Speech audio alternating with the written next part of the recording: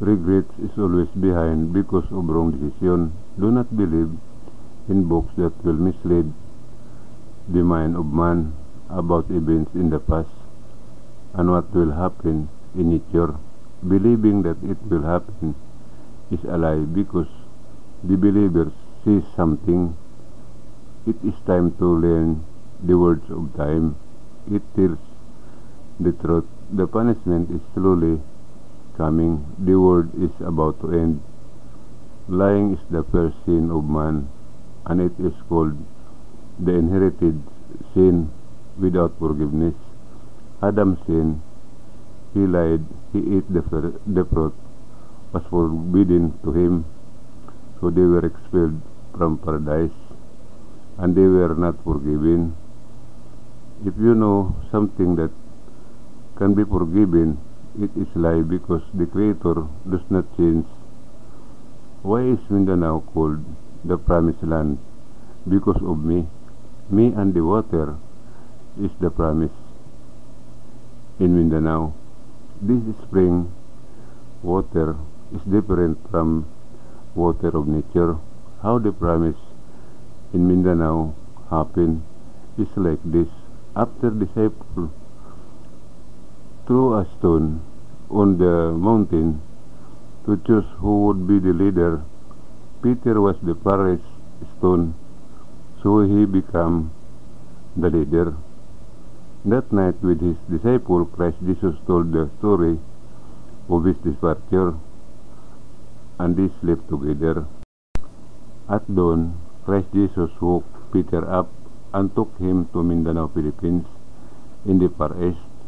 When they arrived at the place, Peter asked what place that was. Christ Jesus replied that it was the Queen of the East, and said that on the stone the iglesia will stand. This was the promise in Mindanao. It is written that Christ Jesus would build a church on the rock. Peter already know about this because Christ Jesus said this before they went to sleep. That is why the country is called Pilipinas, because of the three queens or women. These are Luzon, Visayas, and Mindanao. The iglesia will put the Spirit in the water. Those who want to drink the water with the Spirit will promise to obey the will of the Creator, and this will give salvation to people. The iglesia will teach the will of the Creator and bring people to the door of paradise in heaven. The one who will join them is me. During the time of pagan teaching and preaching, no one said what the name of the Creator was. So at the birth of Christ Jesus, 3 angels visited with the answers and gave them to Mary. These are the letters, words, and numbers which have been uploaded to YouTube. The 10 commandments of the Creator brought by Moses are called love and respect. There are 3 of the 10 commandments. This is number 1, sanctify the days of conception. This is a challenge. Number 2, love and honor your father and mother. Number 3, love your neighbor as you love yourself. For everyone to understand love and respect, we need to come together. Love comes first. Number 1, days of conception. Do it honestly and correctly. Number 2, parents, get someone to help take care of your parents because you are busy with work or business. Number 3, neighbors. You will have a hard time explaining to your neighbors. Do a mission using social media, Facebook, Instagram, Twitter, etc. Tell people that true salvation is on YouTube. On this channel, Minandro Heavenly News, open and read or listen to the English voiceover. If someone comments or asks a question, the mission is over. The second is respect. Number 1, don't pretend. Number 2, don't hide your parents Don't let them live in the back of your house, garage, and old people's shelter. Number 3. There are people who secretly instill the young minds of young people that when they reach the age of 18 years old, they are free and their parents should not interfere with them. This teaching destroys the life and soul of man because the Creator says nothing about respecting parents. For all those who have done this preaching, punish them endlessly. All the lives and soul you have destroyed will be ones who push or throw you into hell when the end of the world comes. Do not warn the body of a person. Do not disturb or dig up the grave of the dead because they have already reached their final destination.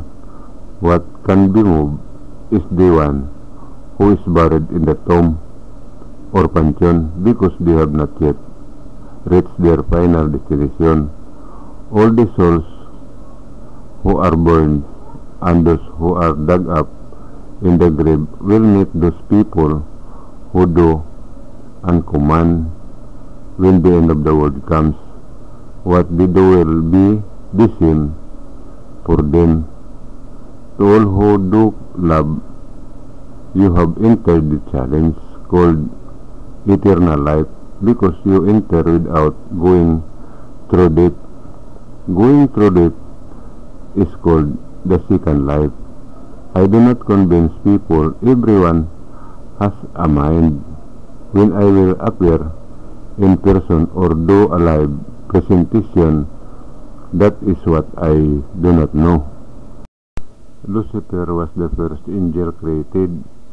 He was given half the power of the Creator, similar to his own power. He was a kind angel, and he gave the spirit of life to man.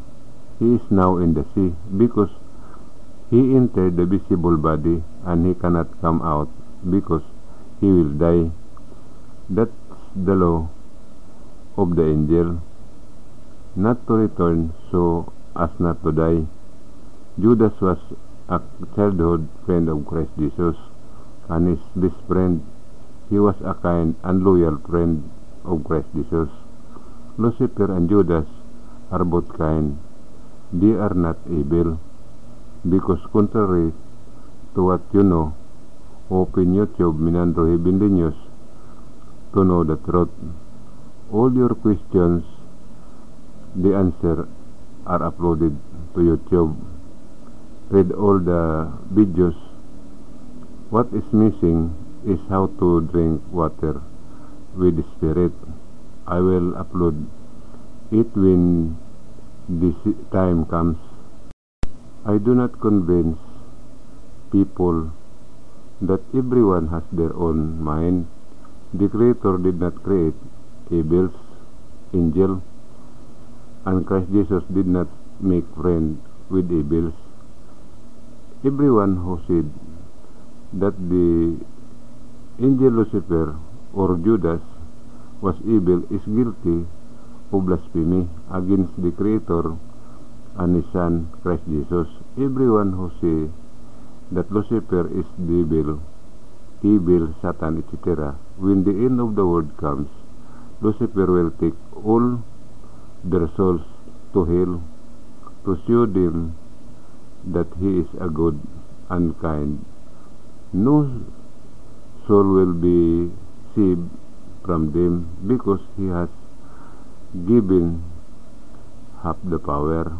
I am only telling the truth so that everyone can prepare for it. Mabuhay.